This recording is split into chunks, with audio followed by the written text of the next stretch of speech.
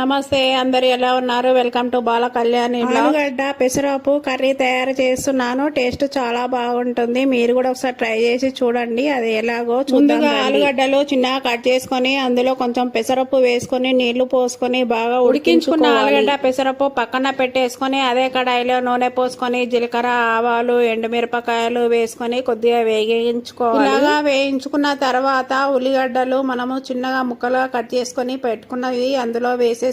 పచ్చిమిర్చి కూడా అందులోనే వేయించుకోవాలి. మూత పెట్టుకొని ఈ కర్రీ మనకి చిక్కగా ఉంటుంది కాబట్టి పూరీలోకి, చపాతీలోకి చాలా బాగుంటుంది. ఉల్లిగడ్డలు వేగిన తర్వాత అందులో 4-5 టమాటాలు కోసి వేసేసుకోవాలి. అవి మంచిగా ఉడికిపోయాయి. ఇప్పుడు అల్లం వెల్లుల్లి పేస్ట్, కొంచెం పసుపు వేసి కలుపుకోవాలి. అది వేగిన తర్వాత మనకు సరిపడినంత కారం వేసి కలుపుకోవాలి. ఇప్పుడు మనము ఉడికించి పెట్టుకున్న ఆలుగడ్డ పెసరపప్పు అందులో వేసేసుకొని బాగా కలుపుకోవాలి.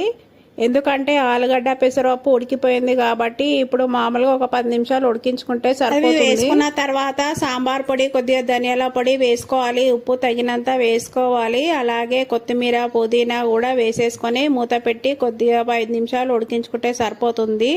కర్రీ రెడీ అయిపోయినట్టే. కాంబినేషన్ గా నేను బగారా రైస్ తయారు చేస్తున్నాను. రైస్ కుక్కర్ లో ముందుగా కడిగి పెట్టుకున్నాను. బియ్యము, నీళ్లు పోసేసి రెడీగా పెట్టుకున్నాను. అందులో కొంచెం ఉప్పు వేసి పెట్టుకోవడానికి చిన్న కడాయి పెట్టుకొని అందులో తగినంత నూనె పోసుకొని పచ్చిమిరపకాయలు, క్యారెట్ ముక్కలు అందులో వేసి కొద్దిగా వేయించుకోవాలి. అవి వేగిన తర్వాత కొత్తిమీర, పుదీనా కూడా వేసేసుకొని అల్లం వెల్లుల్లి పేస్ట్ కూడా నూనెలోనే వేసుకుంటే పచ్చివాసన పోతుంది. అది కూడా వేసి వేయించుకోవాలి. అలాగే హోల్ గరం మసాలాలు అన్ని అందులో వేసి వేయించుకోవాలి. అవన్నీ వేసి వేయించుకున్న తర్వాత మనం రెడీ చేసి పెట్టుకున్న రైస్ కుక్కర్ లో బియ్యంలో వేసేసుకోవాలి. స్విచ్ ఆన్ చేసేసుకోవాలి. బగారా రైస్ రెడీ అయిపోతుంది. కర్రీ కూడా బాగా మంచిగా ఉంది. చూడండి ఎంత బాగుందో. సర్వ్ చేసేసుకోవడమే. చూడండి ఎంత బాగుందో. రైస్ కూడా రెడీ అయింది. పొడి పొడి వచ్చింది. మనకి తగినన్ని వాటర్ మంచిగా వేసుకుంటే పొడి పొడి వస్తుంది.